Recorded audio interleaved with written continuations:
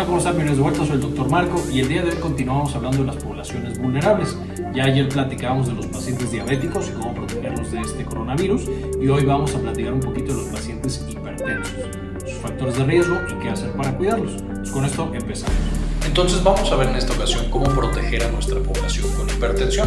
Entonces la hipertensión hemos hablado de ella previamente, es una patología compleja y ya hemos tocado todos los detalles de esta patología. Les dejo en la parte de arriba un video muy animado que hicimos explicando justamente qué es esto de la hipertensión y qué órgano nos ataca.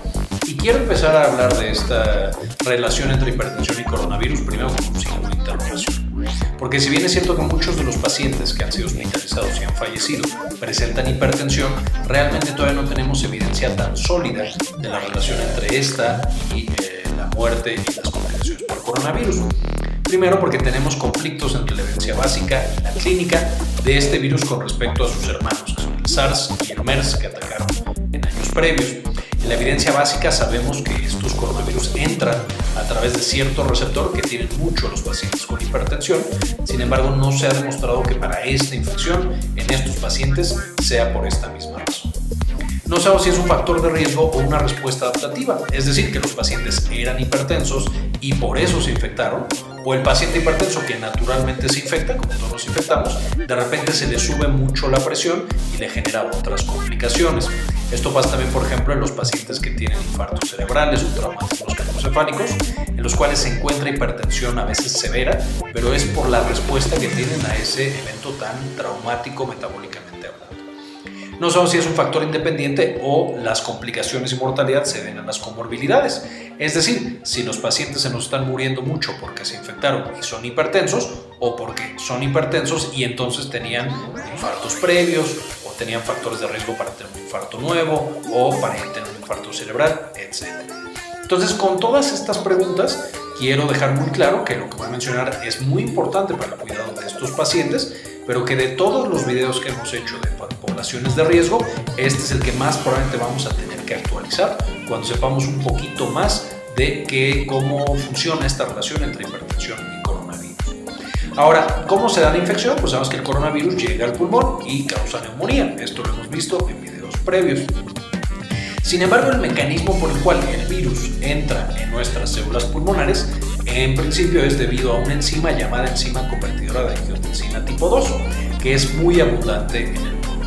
En niños es poco abundante, en adultos es mucho más abundante, en adultos mayores más todavía, y si el adulto mayor es hipertenso, pues su pulmón está lleno de enzima convertidora de angiotensina. Entonces, esto explicaría por qué la infección es más frecuente y más severa en adultos mayores y en adultos mayores con hipertensión. Aquí también, por supuesto, hay muchos pacientes jóvenes que también pueden tener sobreexpresada esta enzima y habría que ver si ellos tienen más riesgo o no. Todo lo de la enzima convertidora de angiotensina ya también lo revisamos con mucho detalle en el video de retinangiotensina-aldosterona que les dejamos en la parte de arriba para que lo puedan consultar si quieren meterse más a la ciencia que tiene esta enzima y, por supuesto, su relación con la hipertensión. Ahora, una vez que ya el virus invadió completamente el pulmón, esto va a causar lo que hemos mencionado antes, que es la sepsis.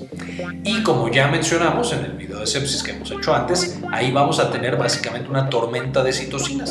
Y esta tormenta de citocinas puede tener el efecto indeseable que si de por sí el corazón ya estaba dañado, nos lleva a un infarto o a un infarto cerebral, porque los vasos sanguíneos, con todas las porquerías que se están liberando durante la sepsis, dejan de funcionar.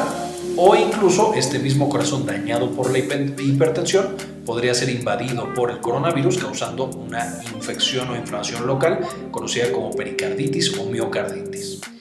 Entonces, lo primero y lo más importante que podemos hacer es evitar la infección. Entonces, para esto va a ser extremadamente importante el lavado de manos, siendo la técnica más importante para protegernos, y por supuesto tiene que ser con la técnica completa, que ya vimos también en otro video previo que les dejo en la parte de arriba explicando paso a paso cómo lavarnos las manos para eliminar completamente el coronavirus.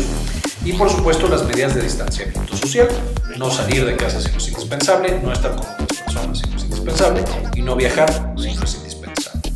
Ahora, no lo pudimos evitar, este virus llega al pulmón y como nuestros pulmones tienen sobreexpresión de ECA, tenemos hipertensión y esta misma hipertensión que por años a lo mejor controlamos mejor o peor nos causó comorbilidades, entonces tengo angina de pecho, a lo mejor tengo un infarto previo o tuve un infarto cerebral, pues entonces mi sistema ya de por sí estaba bastante delicado. Entonces cuando me expongo al coronavirus voy a tener por la ECA más afinidad del virus al pulmón, síntomas más severos. Estos dos son en teoría, no estamos todavía 100% seguros, pero pareciera que es más severo en estos pacientes. Y finalmente, si el paciente ya tenía un infarto, pues por toda la tormenta de citocinas y por la infección del virus, ahora tengo nuevas complicaciones. Es decir, entró al hospital con una infección por coronavirus, pero de pronto a la mitad le da un infarto. O se tiene un infarto cerebral y queda paralizado en la mitad del cuerpo. Por supuesto, hace que sea mucho más complicada la atención de estos pacientes. No solo tenemos que estabilizarlos del coronavirus, sino también resolver el infarto al corazón y hacer que pierda el menor tejido cardíaco posible, mientras todavía tiene la hipertensión descontrolada por el ambiente hospitalario.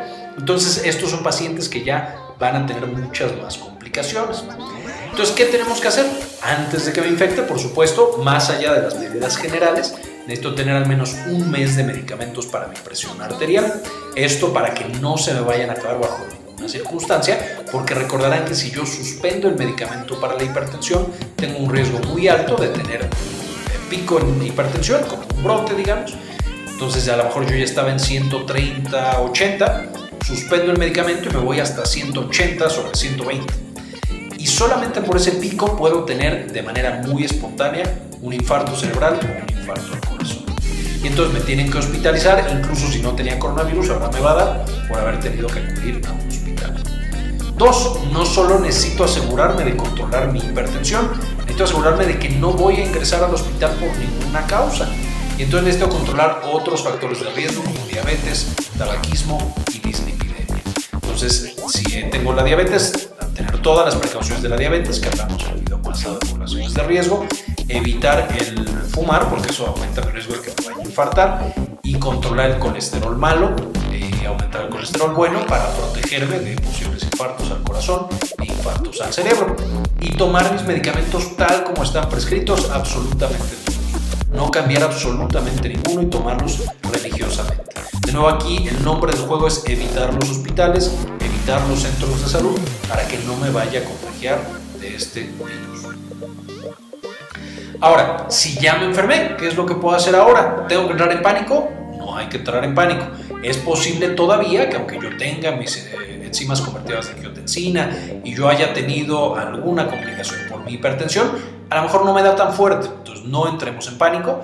Necesito manejar la fiebre, que para esto voy a contactar a mi médico y le voy a decir, oiga, tengo fiebre, tengo tos, ¿qué hago? Y me va a mandar algo para la fiebre porque justamente tengo que evitar que todo ese proceso inflamatorio vaya a afectar a mis órganos. Tengo que medir frecuentemente mi presión arterial, esto porque si yo presento una infección va a empezar a tener alteraciones de mi presión arterial y puede llevar de nuevo a que se descompense mi presión. De nuevo, en el video que les comentaba de hipertensión, ahí hablamos de cuáles son los parámetros, en cuáles son las presiones correctas y en cuáles me tengo que cuidar ya. Y por supuesto todo esto depende de que yo tenga un contacto muy cercano con mi cuidador primario, que él entienda todos los medicamentos que tomo y las complicaciones que puedo tener, y de la misma manera estar en contacto con mi médico para que me dé las indicaciones a seguir en ese momento. De nuevo, aquí el nombre del juego es evitar los hospitales, evitar los centros de salud y estar lo más aislado posible para que no me vaya a contagiar. Finalmente les dejo algunos sitios de la American Heart Association donde nos dan algunos lineamientos para cuidarnos de estos pacientes de la infección, y un artículo de Lancet que habla un poquito más de detalle de todas estas alteraciones y mecanismos de protección para los pacientes hipertensos. Quiero agradecer, como en todos estos videos, a las personas que no solamente se suscribieron, sino que dieron un paso extra para apoyarnos en este canal y que sigamos creando este contenido tan importante para cuidar a nuestros pacientes. Hilda Rosario Lobo, Paul Barrera, Aldo Novelo Canseco, Andrés Castañeda, Armando Acuña y José Celarayan. Muchísimas gracias por todo el apoyo que nos dan y por mantener a flote este canal. Bien, esto fue todo por el video de hoy, espero lo entendieran. No olviden dejar cualquier duda que tengan en los comentarios y suscribirse y darle a la campanita para que les avisen cada vez que subamos uno de estos videos. Muchísimas gracias por ver el video hasta este momento, y como siempre, ayúdenos a cambiar el mundo, compartan la información.